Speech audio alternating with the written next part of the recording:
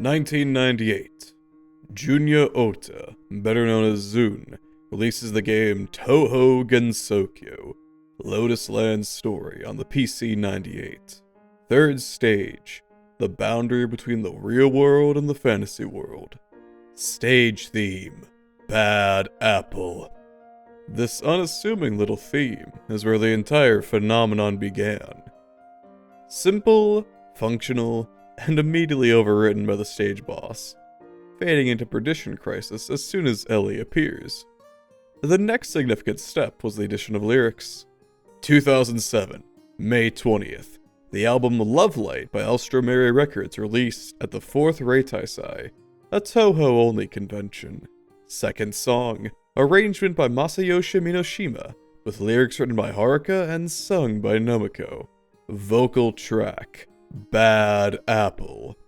This arrangement is where the meaning behind Bad Apple became established, setting the stage lyrically as a conflict between bright and dark, struggling between moving on from a foul but comfortable status quo to an unknown and terrifying future. The instrumentation also takes a turn into a more electronic and rock-inspired direction, with distorted guitars and sampled drums in comparison to the chiptune original. Such a fantastic arrangement attracted attention, and on June 8th, 2008, user Mew Nico Nico created a very rough storyboard for a music video of the song, establishing which characters would appear in order, generally what they'd be doing, and most importantly, inspiring a host of animators to create their own realizations of the storyboard. But one specific rendition would go on to become well known, and reach far beyond Nico Nico in the Touhou community. Finally, on October 26, 2009, a channel known by the name Anira released what will become the definitive Bad Apple music video. Touhou, Bad Apple, PV Shadow. As of writing, this is the most viewed video in Nico Nico, and on YouTube it has around 125 million views. The shadow art version takes the lyrics more literally, using only black and white throughout the entire animation. Anira takes advantage of this limitation to create a truly iconic effect throughout the video, smoothly transitioning by morphing characters, made natural by the monochromatic coloration. An unintentional side effect of this choice, almost anything that can display two colors can be used to recreate the shadow art. The amount of different versions is staggering, and the creativity is admirable, using mediums no one else would have considered or even changing out the characters for other franchises. Remixing so far beyond the original, while still remaining recognizable. This effect has, in turn, caused Bad Apple to become separate from Touhou itself. Although obviously still based on the original, the connection has become tenuous at best, and viewers of these spin-offs rarely know about the connection to the original series. Creatives will see the Bad Apple spin-offs and get inspired to do something similar, without knowing what they are manipulating. In the end, viewers and creators alike only have a vague awareness of Touhou. That may not be wholly bad, however. More people being aware of Touhou is not, as of now, a bad thing. While this niche little series had its time in the sun during the mid-2000s, currently, the internet zeitgeist has mostly forgotten about Touhou, sans this one specific video. So, what makes up the original video? What components have been brought together to create this unique phenomenon? There has to be something special in there, otherwise would so many people have been inspired to create derivative works? And how do these build together? The video and music seem perfectly unified, but the lyrics betray a story fraught with anxiety and terror, while the video displays a free-flowing appreciation for the Touhou franchise, with a tightly controlled style allowing for a plethora of beautiful transitions. Looking further into all these different elements lets us find a new love for a video that secretly speaks to all who are stuck in a dangerous, yet comforting quagmire.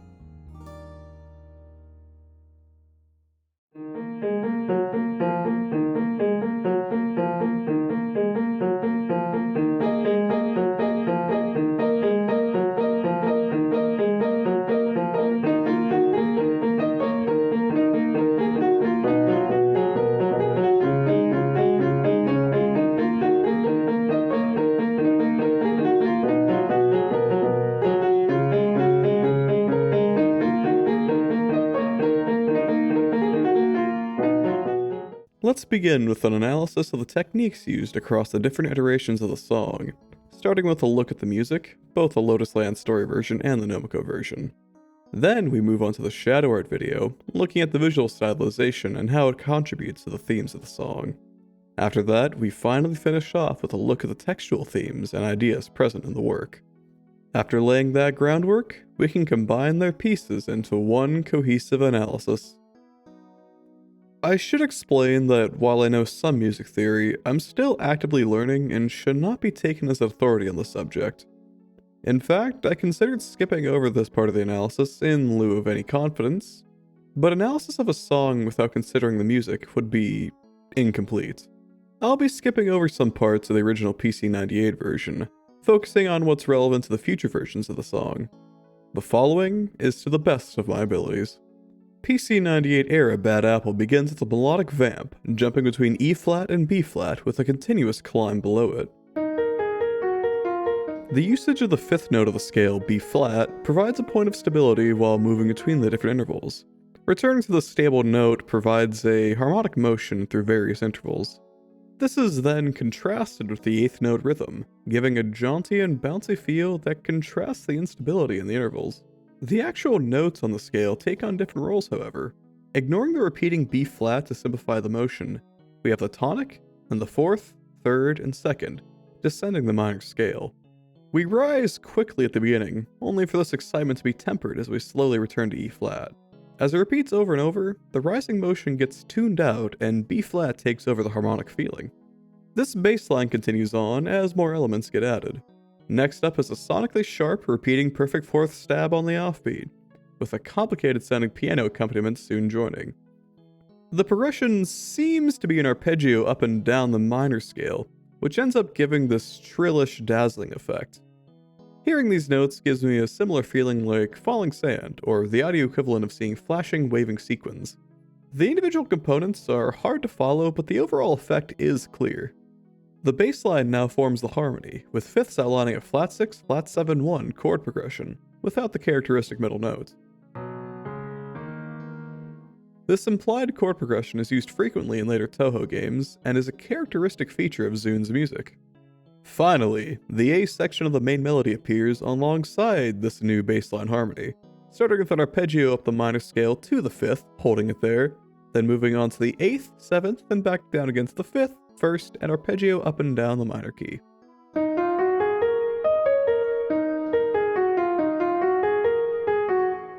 The melody is fairly adventurous, going across the entire scale except for the fifth, trailing across the minor pentatonic with an added major second.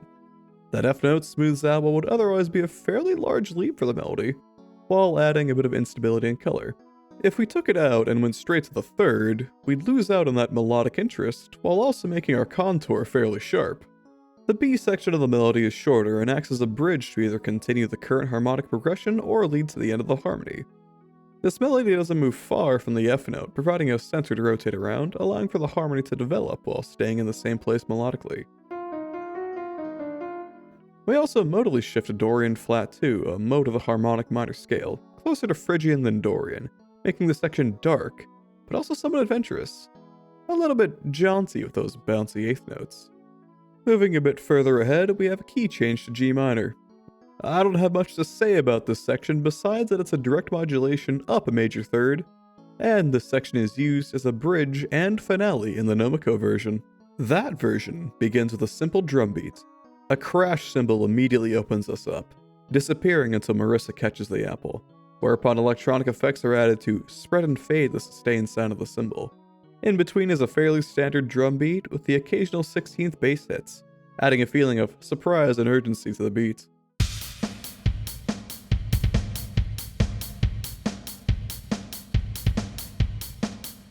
As the song continues, the beat replaces the 16th on the bass for eighths, and uses the crash every 4 repeats. During some bridges, the bass and crash will sync up in a very explosive sound, emphasizing points where the melody may start getting stale and adding energy where otherwise we'd start losing interest. That melody itself has had little change, primarily being sung by Nomiko with lyrics that will be discussed later. The bass line, which previously played the flat 6 flat 7 1 outline, has been replaced by a distorted guitar playing power chords as the harmony, hanging twice as long on the final dyad. Another, less distorted and barely audible guitar joins the dazzle piano from the original, adding texture and accompaniment to the low and mid ranges, most easily heard during the intro and outro. Further, a small melodic section has been added to increase tension by climbing the minor scale, starting on F and ending on the 5th, smoothly leading into the next melody, heard most clearly in the So Re Da Ke lyric here with Flandre. There are also a few sound effects throughout, like this strange, distorted whistle-ish sound. It kinda sounds like a pitched up, distorted guitar, which is why it doesn't really stand out unless you're looking for oddities. However, I'm not really sure what this sound is exactly. The same sound is used without any change throughout the song, which leads me to believe it's a sample just of something that is pitched, or was pitched after running the original sound through various filters. The other major effect is this sort of winding down sound, which gets used as the end of some measures. Closest thing I can think of is the shrink ray sound effect from some B-tier vintage sci-fi order movie, but no specific examples come to mind. There are two sections that mirror the G minor key change from the original song, using them as transition sections into either the non-harmonic bridge or the finale of the song. These serve mainly as breaks from the fairly repetitive melody, and allows Nobuko to further develop the lyrical theme while keeping with the original melody. In the second section, however, lyrics are sung into a breakdown. This final breakdown in the Nobuko version modifies the key change, so instead of creating a burst of energy before the end, the section feels more like winding down, allowing a kind of release, not peace, but release, into a shockingly light riff for the outro, which simply cuts out entirely to end off the song.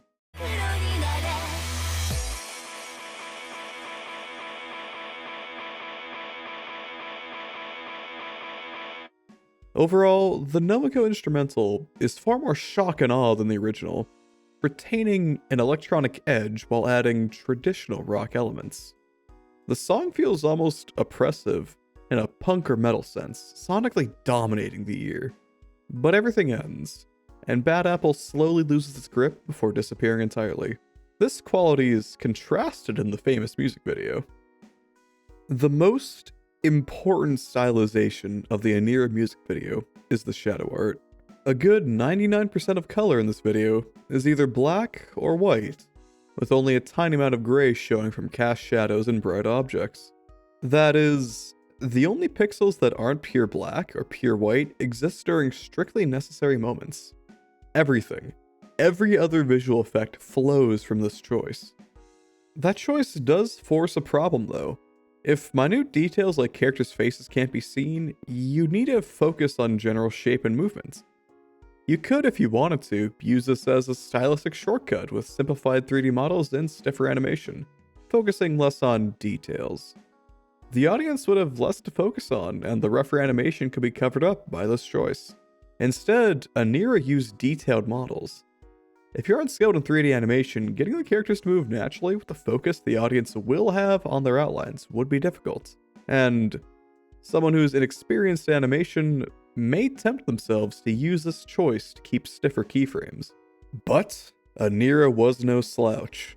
In the opening, Reimu cleanly bounces back and forth to the beat of the drums, her dress and hair flowing smoothly, almost hypnotically.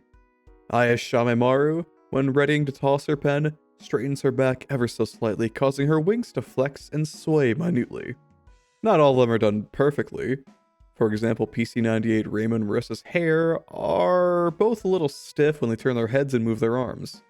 But the fact I'm mentioning such a nitpick should reify how the rest of the video contains as much love and care as is possible. The animator took incredible time and effort into making sure every small movement looked natural, allowing the audience to appreciate the smooth transitions.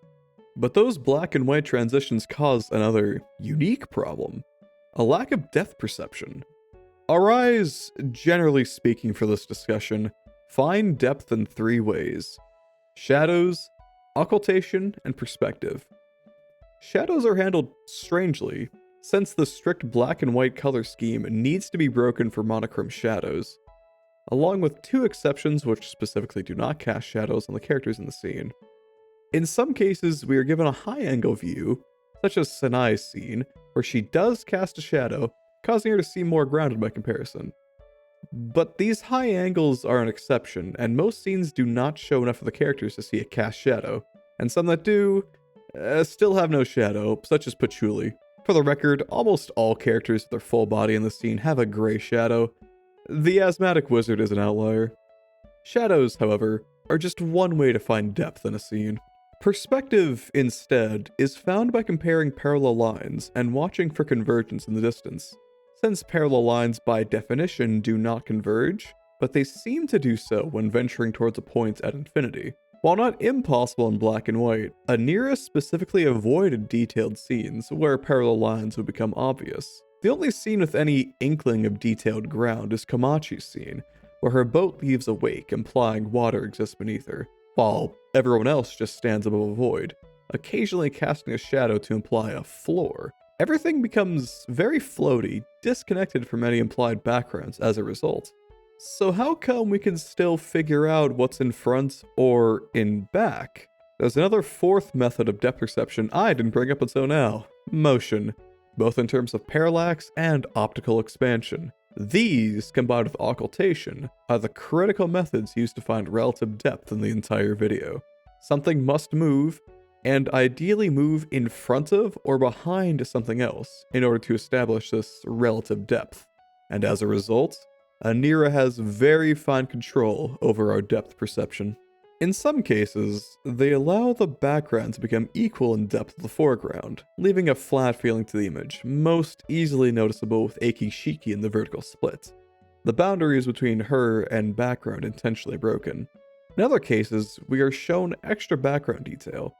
With Yuyuko and her flower petals, the camera movement is only as sharp and forceful due to the background context. Without the Saigo Ayakashi tree and petals, we'd certainly get some of the same effect from the camera motion, but it'd be hard to really find any grounding, and our eyes would have difficulty associating the sudden motion with an absolute motion, ambiguous between us moving towards Yuyuko and Yuyuko moving towards us. But, due to the background, we have a better frame of reference, and can determine the camera is moving towards her.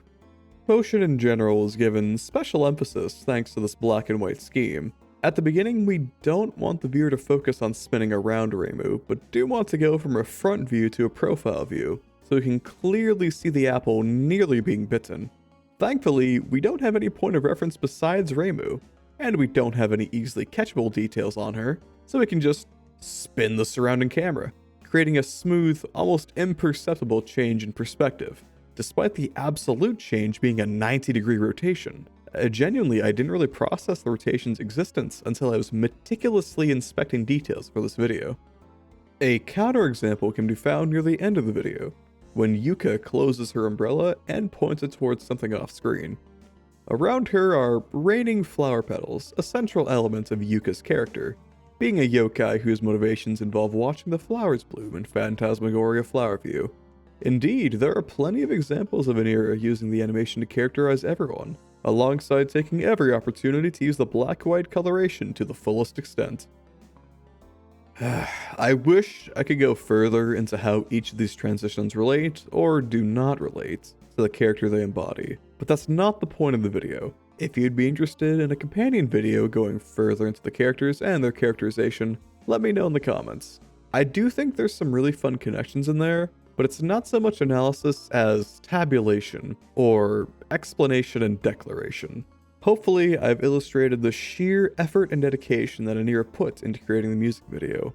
Every transition and effect carefully chosen to build on top of the song, creating an iconic and memorable whole. There are two primary readings of the lyrics we shall discuss.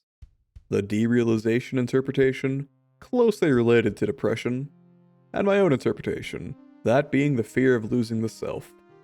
This second personal interpretation is one that hit me particularly hard. The lyrics have almost screamed out sentiments I carried for years, yet online, many others find distinct meaning in the lyrics separate from my own. That's no black mark, either to them or to the music video. Instead, it's a sign of great artistry. Before we can analyze the lyrics, we must have the lyrics. Obviously, of course, but we have a problem. The originals are in Japanese. I am far from conversational in Japanese, and can barely read hiragana, let alone kanji. I'll be attempting to be as accurate as possible to the original, using multiple translations as reference, along with translator notes where possible, but please keep in mind going forward that I could be wrong about the literal meaning of the lyrics, and will be attempting to focus more on the poetic side. The primary source I'll be relying on is the Toho Wiki, with references to Pino and Jellycat's translations on Lyrics Translate. If any native or fluent speakers take issue with the English translation in this video, please keep in mind my sources. Two separate themes jump out in the song: a disconnection from ourselves and others, and an inability to move on from the current moment, with a recurring emphasis on turning black and white.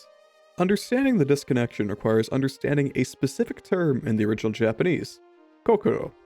The most common translation in English is heart, both the organ and the poetic idea of the seat of emotions and sensibilities, which is related but not wholly accurate in all cases. The word is closer to meaning the core of the self, rather than any one thing, collating the ideas of the mind, heart, thoughts, and soul. This translation seems to match the intent of the song. We watch our core disappear, our thoughts not our own, our mind disconnected from our body and gone alien. I can't even see the heart that's leaving me, didn't you know? Is there a future for someone like me? Will I exist in a world like this? In this state?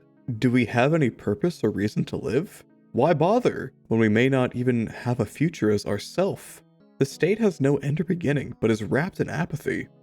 Even in the midst of flowing time, I feel languid. The first line of the song immediately contrasts between time that flows externally and a seemingly existential languidity. Take a second to imagine what someone experiencing the lyrics of Bad Apple would be like, from their perspective. Consumed by listlessness, the self is gone, flowing through life as if a river is dragging them along, with no attempts to direct themselves or escape. Life is viewed through a screen, as if watching a film instead of directly in control. They still have awareness of this situation, but that doesn't matter. My heart just won't pay attention. That sentiment is almost precisely derealization. The feeling of being outside one's body, feeling as if one is in a dream, disconnected from the people we care about, and thoughts of time being unreal. The point of view character in Bad Apple is not literally disconnected, but instead may be suffering from depersonalization derealization disorder, resulting in their inward focus on themselves, unmoored from the reality around them. That lethargy is our viewport into a strongly related theme, reinforcing the lack of desire to move on from this derealized state. A deep depression which saps any motivation to change. I can't even get myself to move. I continue to be washed down the cracks of time. I don't know anything about what's around me. I'm just me and nothing more. We find a recurring emphasis on black and white, a theme which becomes the central tension of the entire song. At first, it may seem obvious that black is depression and white is happiness, but such a simple reading misses the deeper issue. White is out of reach and maybe entirely unrealistic, and instead, avoiding turning black becomes the focus. If I move myself away, if I change everything, I'll turn it all black. If someone like me can change, if I can change, will I turn white? If I can move, if I can change everything, I'll turn it all black. If I grieve, can my heart turn white? If I can open my heavy eyelids, if I break everything, then turn black. Originally, I had interpreted the black and white dichotomy not as value judgments, but as distinct phases of being, and the transition between the two and the fear of doing so was the main point of contention. The value judgments, being the obvious interpretation, caused me to look for a different one, but ultimately, after reviewing the lyrics and many different translations, this interpretation doesn't hold up. Until I myself can read Japanese easily, I'm not comfortable with claiming this as an arguable analysis. Instead, the lyrics point to white as being a positive, good state of being, and black being a negative state of being. I'll ignore the socio-political implications here, as they're irrelevant to the rest of this discussion. Light and dark themselves have commonly been used as synonyms for these concepts, and I'll argue these words are closer to the intention, rather than as literal colors, both carrying with them a whole host of symbolism and meaning. The original uses the words shiro and kuro, which again literally translate as white and black, but also as innocent and guilty respectively, according to gshow.org. Plenty of other lines point to a more complex view on these words, such as, if I wanted to tell you what kind of person I am, the word I'd use would be roku denashi, translating as good for nothing, but also reprobate and bum. In context, roku denashi is used to expand on kuro, ending a line in the same way and strongly stressing the phrase. To be clear with the terminology in the lyrics, I will use the light as a translation for shiro and dark as a translation for kuro. These shorthands seem to align with the intended meanings, and are literally close enough in color to be useful for this analysis. In each line, the only reference to light and dark is as a dichotomy between the two, and the jump between them. We can only notice the change as being one or the other, black and white inherently. No other options are possible. We will always fade to white or to black. There is no gray area, no other possibilities. Whoever this point of view character is, they are stuck inside this dichotomy, as in, whoever is plagued with these thoughts will not abandon this binary framework. Attempting to understand why leads us back to the internal struggle, and likely is not intended to have a direct answer.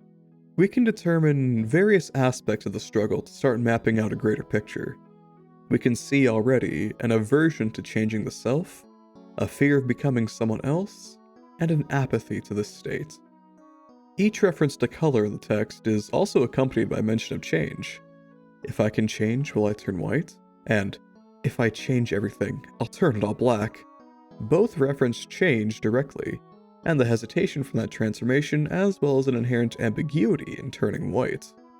Turning light, being seen as positive here, is something that may happen, while turning dark instead is less ambiguous. If will versus if then. Both have an uncertainty, but the more positive option is further out of reach, and the negative option seems closer. The point of view character feels they are closer to losing themselves or becoming worse, rather than becoming something better.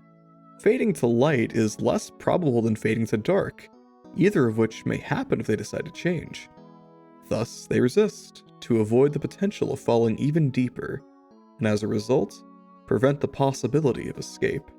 Without that willingness to change, another contribution is made to the melancholy. Our point of view character also agonizes further from that fear.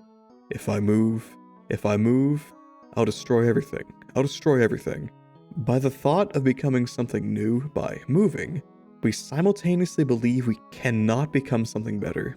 So the thought becomes self-destructive, and again, we refuse to change. Yet, something has to happen. Time does not wait, but continues to flow. To end off the lyrics, we are left with, if I move, I'll destroy everything. I'll destroy everything. If I grieve, can my heart turn white? I still don't know about you, about myself, about everything. If I can open my heavy eyelids, if I break everything, then turn black. One last lament. One last time we wonder if returning to white is possible. Opening the eyelids to wake up and rise from the present state, and truly come to terms with this harsh reality. Despite the confusion and bewilderment, despite the possibility of breaking and losing something forever, we accept, either without hope of improvement, or instead with the possibility of moving on. Either way, there is no more uncertainty.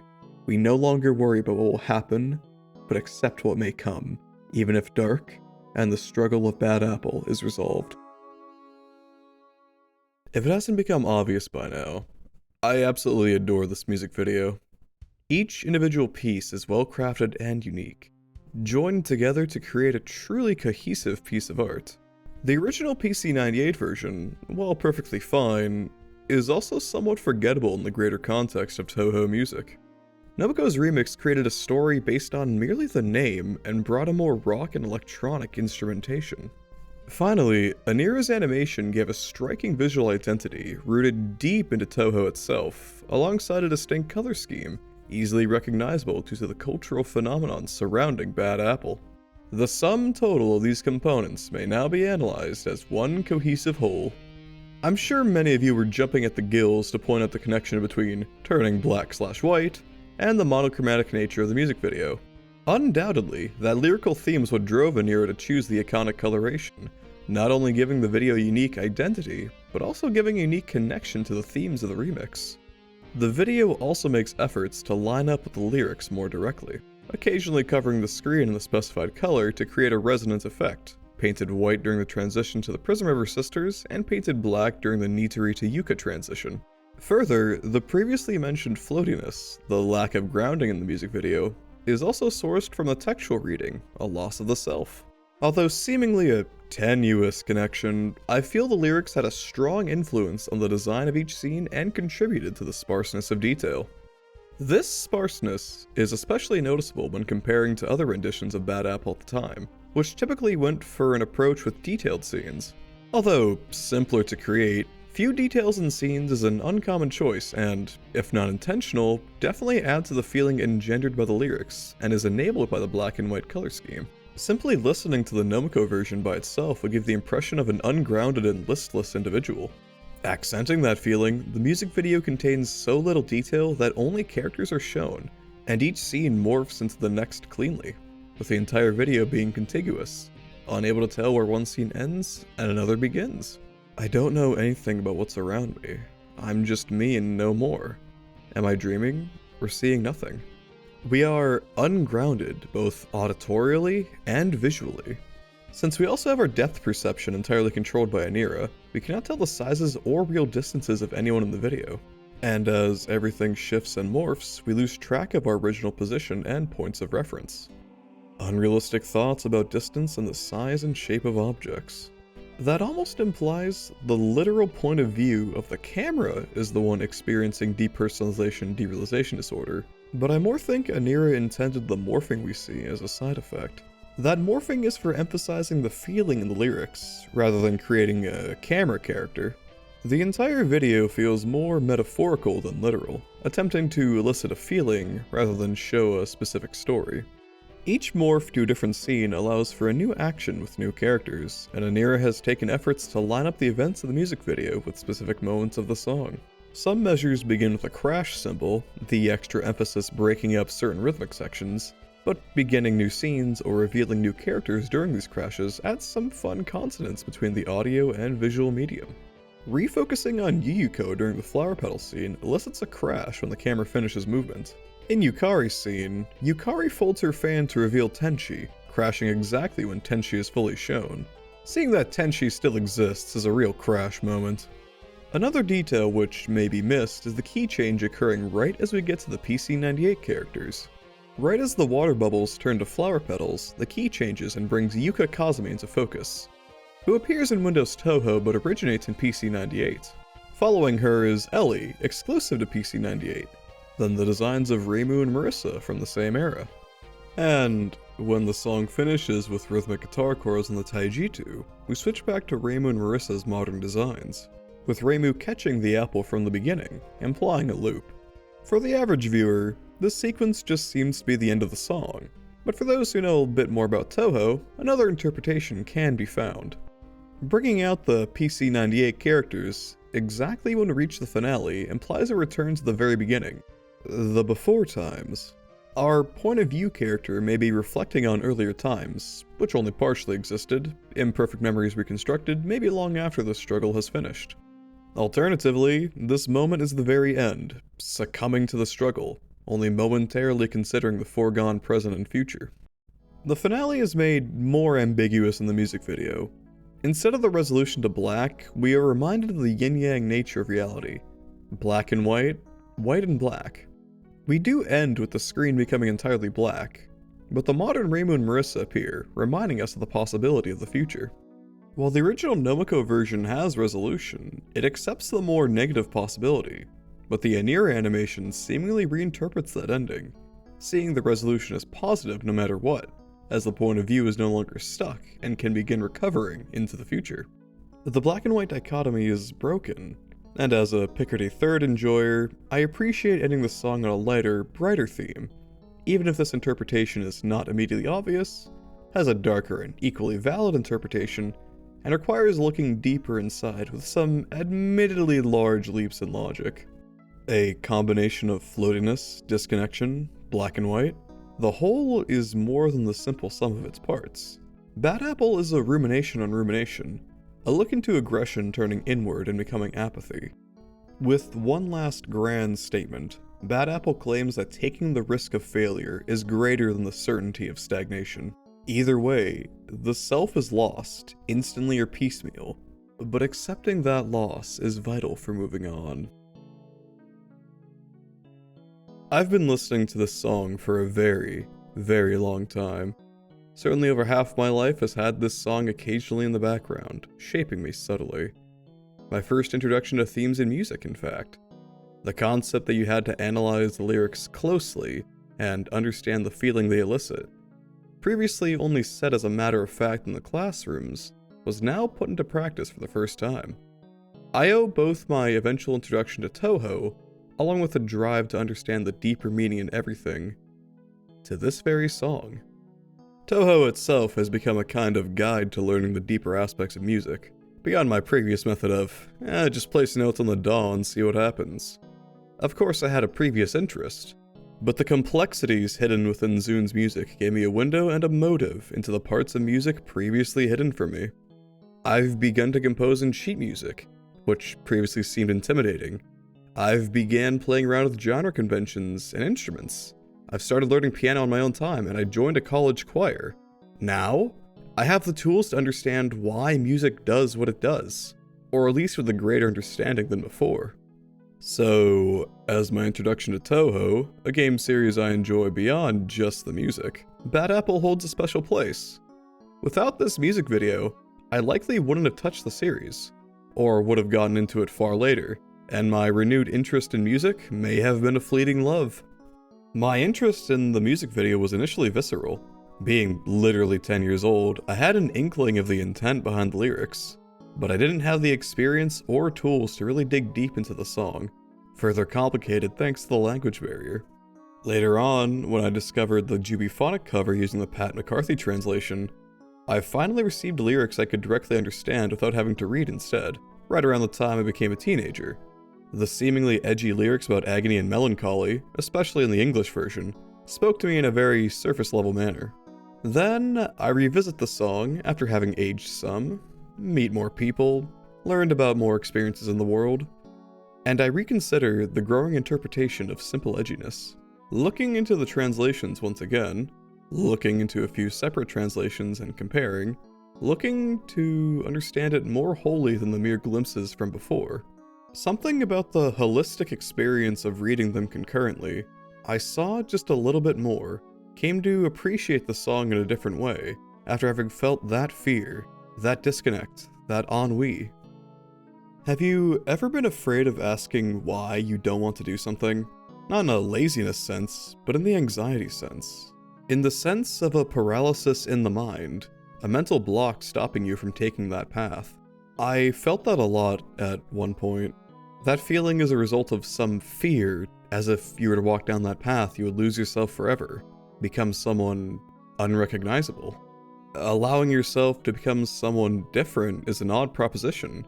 Yourself becomes distorted from your current perspective, and what you currently value may change. That's a scary idea.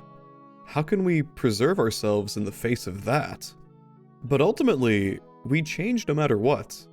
Our experiences in life build constantly, and trying to redo the same thing is impossible. You can never cross the same river twice, because it's not the same river, and you aren't the same person. The passage of time ensures we never stand still. This idea of being forced to change whether or not we want to do so, and the anxiety of that happening is what drives my love of Bad Apple. Having experienced that very process, and completing it despite believing I'd be there forever, gave the song a brand new life to me. And the music video ending on a lighter note of the Taijutsu reminding us that in every struggle there is renewal, further emphasizes an inner hope to rise out of that state of ennui. And so, Those two interpretations spoke to me.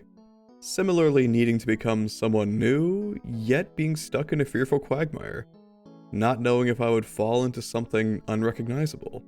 That recognition, something I haven't seen others discuss, let me further appreciate a song that has traveled with me, a song that has grown alongside me.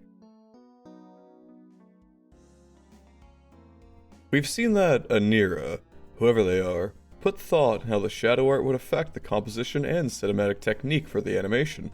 Indeed, the music video has become incredibly popular and inspired many animations attempting to recreate this exact series of transitions and emotions with their own series of favorite characters. But that's the problem. It's this near exact sequence of characters. This near perfectly recreated sequence of transitions. I've yet to see another video in this style that isn't just trying to blatantly and openly copy Bad Apple with the characters changed. When something is this well done, there has to be imitators looking to utilize the same technique. And they certainly exist, but rarely so obviously the way Bad Apple's cultural lineage ties directly back to the original. There's no necessary connection between Toho and a black and white color scheme, for example. Consider the Souls-like. Dark Souls famously brought tough but fair back into near mainstream appeal, with punishing boss design and an emphasis on a characteristic style of combat. The following imitators, under the explicit or implicit flag of Souls-like, took clear inspiration from Dark Souls and the following games by the studio. But they took the concept in different directions, diverging from the formula to create unique and beloved takes on the genre. Lies of P, Dead Cells, Salt and Sanctuary, Code Vein, even Claire Obscure Expedition 33, all of these are distinct and cater to different audiences.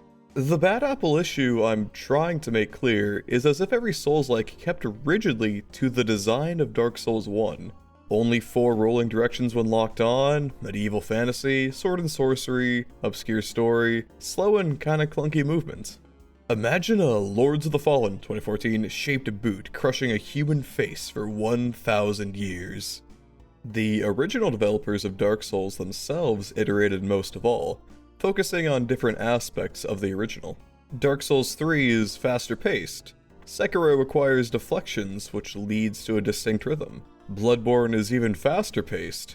Elden Ring goes open world and adds yet another rhythm to combat, thanks to a different design philosophy and boss attacks. Again, imagine if From Software created Dark Souls 1, and then created Dark Souls 2! Wouldn't that suck? I joke, of course. It's more like if Bethesda kept re-releasing Skyrim for 10 years, with very little changes, instead of making a new Elder Scrolls or Fallout game.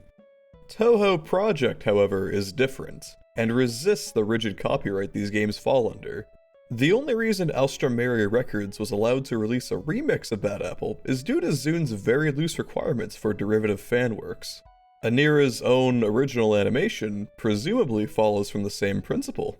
I'm no legal expert, especially not in Japanese law, but Alstroemeria Records may have been entirely within their right to take down the original animation. They didn't, maybe in part due to paying forward Zune's own fan work grace.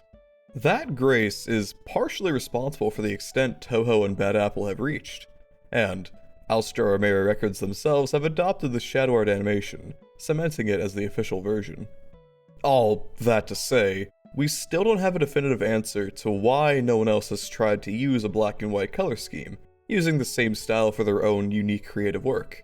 Maybe it's too specialized, standing out too hard. Maybe it's too difficult to work with, causing the viewer to focus on form, emphasizing any small problems into glaring headaches. Maybe, and this is something you have to follow me on, Anira did the original so well that anyone trying to use the same effect would simply be retreading old ground. In other words, Anira used the effect so well, explored every possibility, every piece of symbolism, every little effect you could possibly use, with a musical and lyrical context so resonant that no one else got inspired to try the same thing and explore further. Why go into new territory if the map is already drawn? I sincerely hope this isn't the case, as I want to see it developed further, taken to its greatest extent and then even farther. But I'm no visual artist. I couldn't tell you what another possible effect or context could be utilized to really elevate and explore the possibilities beyond Bad Apple. If you know of any, please let me know. I have found nothing that matches the original nor surpasses it. Within Toho, Bad Apple is dominant, but outside Toho, Bad Apple is a weird black and white video to be used in cute tech demos. Bad Apple itself is not truly known as a Toho song. In fact, the average person is far more likely to know about Bad Apple than Toho itself. The music video has evolved far past the original, falling into a category alongside Doom, being played in places you wouldn't expect. If you can display two separate colors, you can play Bad Apple. An innumerable amount of examples exist on the internet, including this Tesla coil display, and the frame-by-frame journey, recognizable as the first of the alternative renditions of the music video. The sheer spread of these renditions has led to a simultaneous perception and knowledge of Bad Apple, while the actual content behind the video is obscure and unknown. Toho might come up as the source, and by no means is intentionally hidden, but does anyone creating these spoofs know or care about Toho? I don't intend this to be a hit piece against them, far from it. I love these renditions. But isn't there something odd with most creators not knowing the source material on which they create their own works?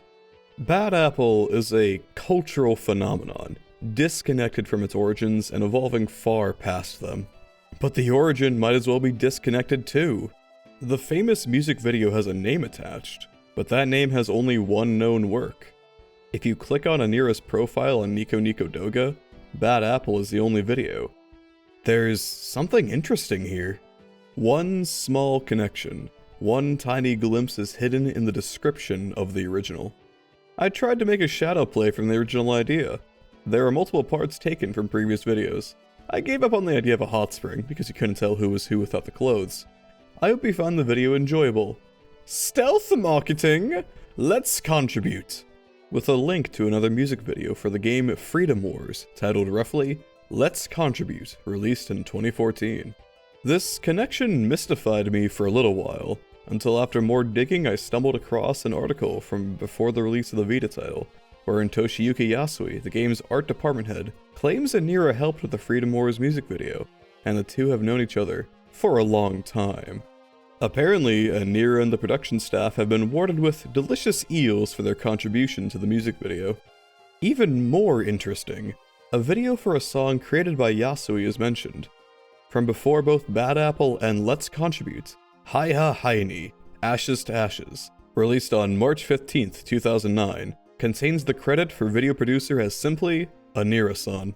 Investigating this new video may give another unique perspective on Bad Apple, but their exact role is hard to determine, as the illustrations are credited to an san.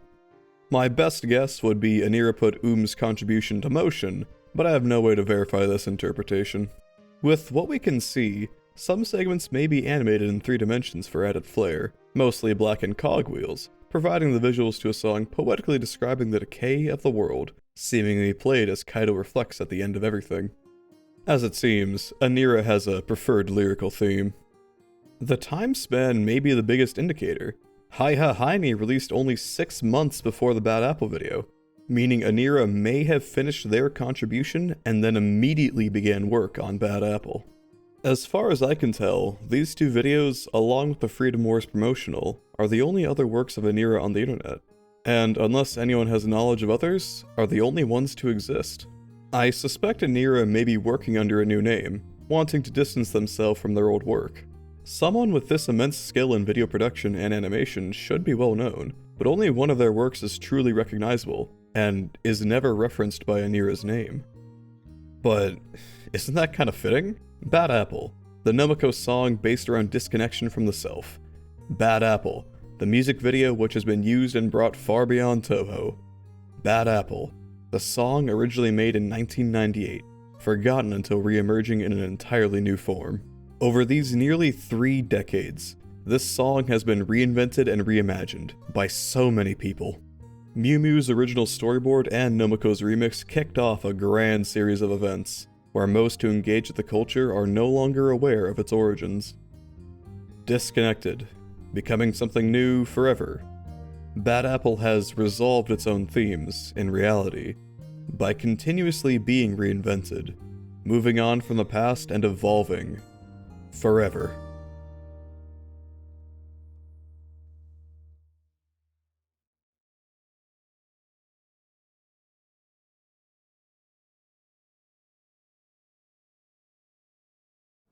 And now, a post-video diatribe.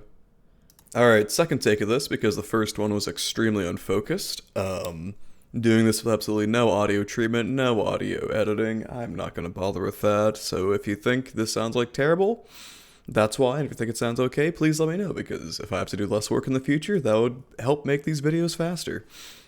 I'd like to give a special thanks to Airbyte VT, Tankshin, Astrolepus, StickTuber999, and Penbu VT.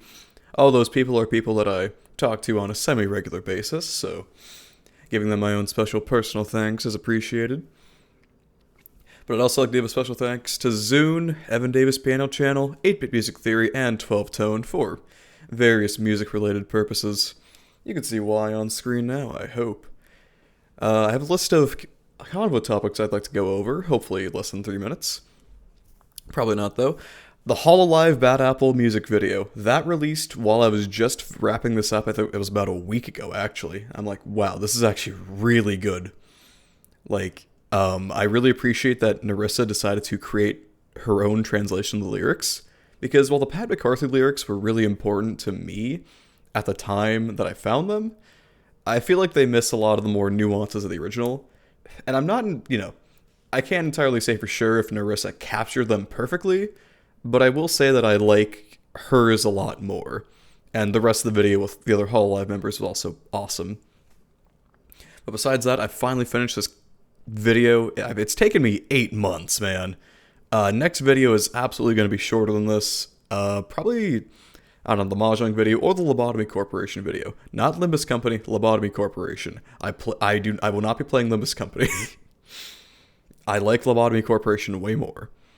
But besides all that, please go check out some of the other people who helped me learn music theory, especially Evan Davis Piano Channel, because if you are interested in music theory, like specifically Toho stuff too, check his stuff out. Like, he's the only one who goes deep into the actual harmony and function behind it, and it's just really nice to see his work. All I'm saying, you should absolutely check him out if you're interested. But I would like to say that I just, on occasion, have to reflect on whenever I'm making this video. Back when I was first finding the Akatsuki Records music video, that led me down this path. It must have been maybe a year and a half ago by now. I stared at that thing while I was at work for like 15 seconds, maybe even a full minute. As if part of me knew this was going to be an inflection point in my life, and just wondering if I should take that path. Which goes back to the themes of Bad Apple, I suppose. But at this point, I'm pretty far down here, and I'm quite happy to be here. And for all those who joined me here, thank you for listening, and have a good day.